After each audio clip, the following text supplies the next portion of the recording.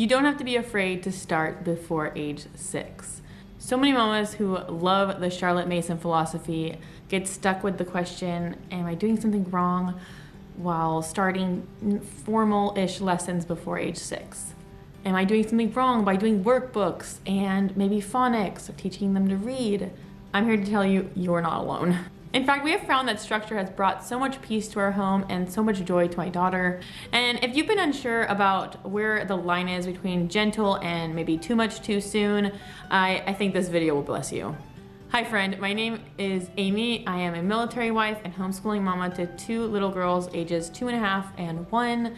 It always feels kind of weird to say that too because they're so little. And I share biblical homemaking, homeschooling, and peaceful rhythms rooted in Christ. I was a Montessori preschool teacher for about 7 years before finding Charlotte Mason's philosophy, and I absolutely fell in love with it. And now I use a gentle structure that is inspired by Montessori and Charlotte Mason. In today's video, I'm going to be sharing why we choose structure in the preschool years, how we gently incorporate preschool rhythms, and how we do that with a Charlotte Mason mindset. And if you're in that before 6 formal lesson season and wondering how to start without pressure, this one's for you.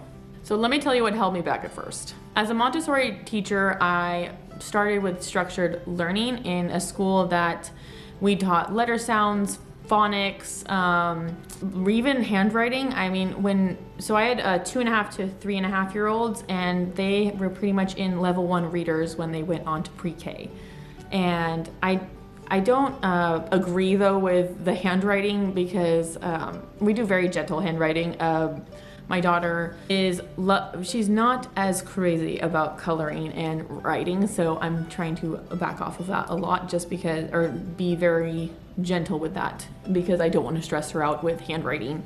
But when I came into the Charlotte Mason world and the philosophy of all of that, I absolutely love the living books and the outdoor time and the feast of ideas. I cannot wait to enter the CMEC when my daughter is 6. I am so excited to enter into the Mother Teachers course next year. But I started to feel guilty about using workbooks, even though they were age appropriate, and sort of doing flashcards and letter sounds, circle time, calendar, and all that with singing songs, because I felt like I was doing something wrong because of the no formal lessons before age 6, even though my daughter was thriving. She loved it. And I ended up stopping when my daughter was 2 and my husband went on a 5-month deployment.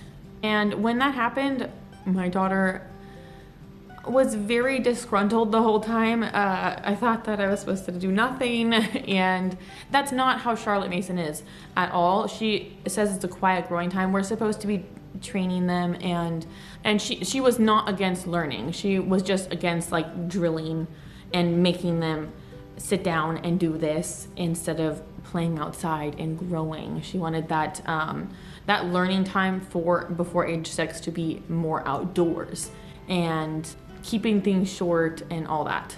What changed for me is realizing that structure is not the same thing as pressure, and that's what today's video is really about. So here's why we have preschool structure in our days. My kids thrive on predictability. Well, actually all children thrive on predictability. I've seen this in preschool. They absolutely thrive on a routine. Not necessarily rigid schedules, but they love knowing what's coming next. A gentle rhythm, and I know a ton of moms who have children in those like Kinderleben years have structure. I'm not saying that mothers that are in those Kinderleben years don't have structure. I'm sure that they do. I just mean that as far as like phonics and flashcards and like a gentle table time.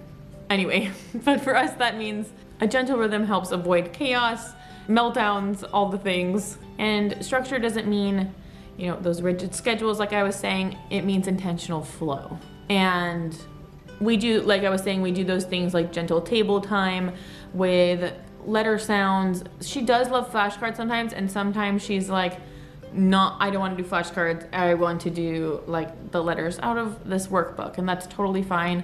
And if the attention's not there, or she's like not feeling the table time at all, we'll stop it. We'll try again tomorrow. I don't stop school completely.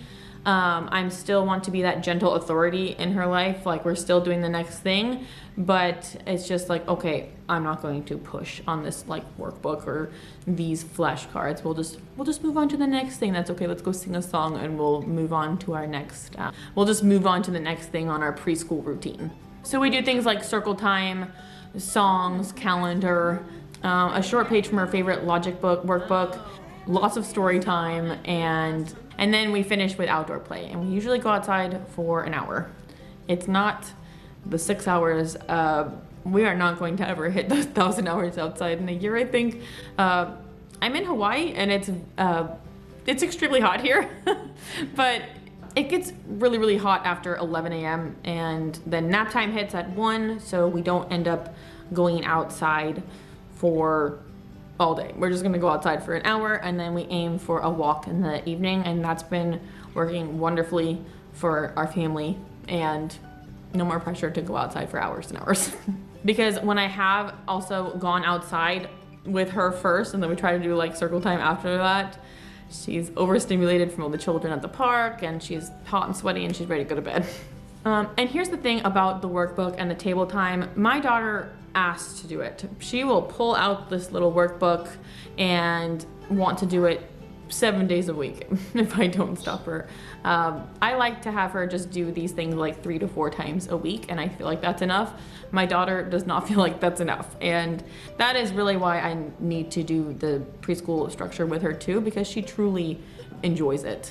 And I really want to be clear, Charlotte Mason was not against learning before age 6, but just against like formality and habits, keeping things short. And honestly, that's exactly what we're doing.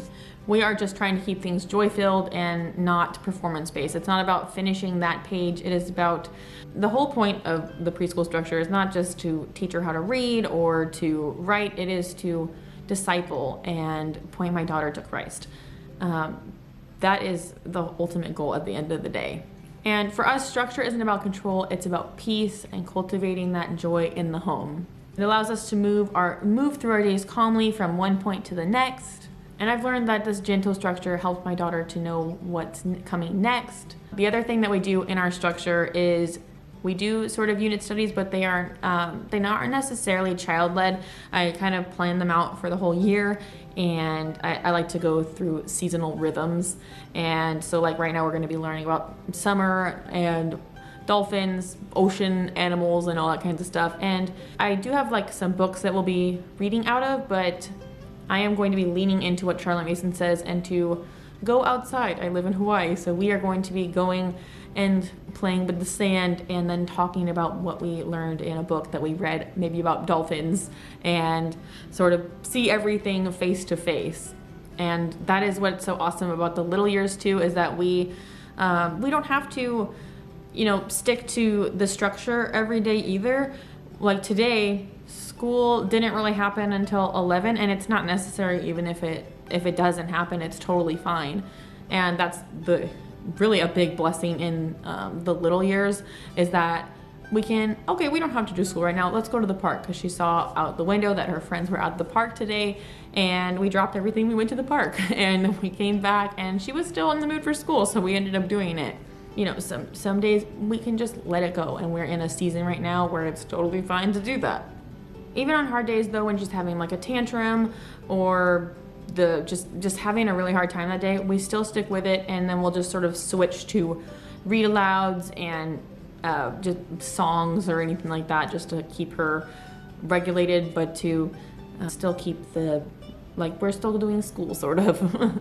It's an anchor that remains, and it's not rigid, it's loving. And like Charlotte Mason has this quote where it's not rigid, it's just like a loving boundary, and children, they search for those boundaries and they do crave them.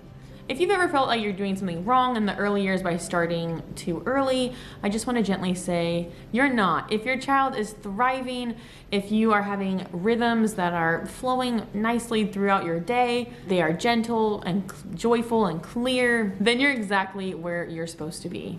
So this isn't about academics, this is about peaceful boundaries and habit formation and a gentle start and discipleship and connection with your little child and entering into their world, having that just beautiful connection and discipleship. Thank you so much for watching and spending this time with me. I hope this encouraged you to feel more peace about starting in the early years. In my next homeschooling video, I'm going to be sharing about how I plan out my homeschool year, and it's going to be my first time doing it. My daughter is turning 3 this year, so I'm very, very excited for that. And then coming up even later will be our morning basket and all the things.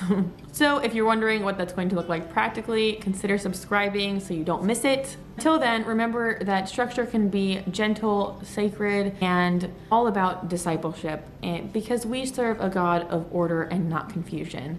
Again, thank you so much for watching. Until next time, grace and peace to you, sister. Bye.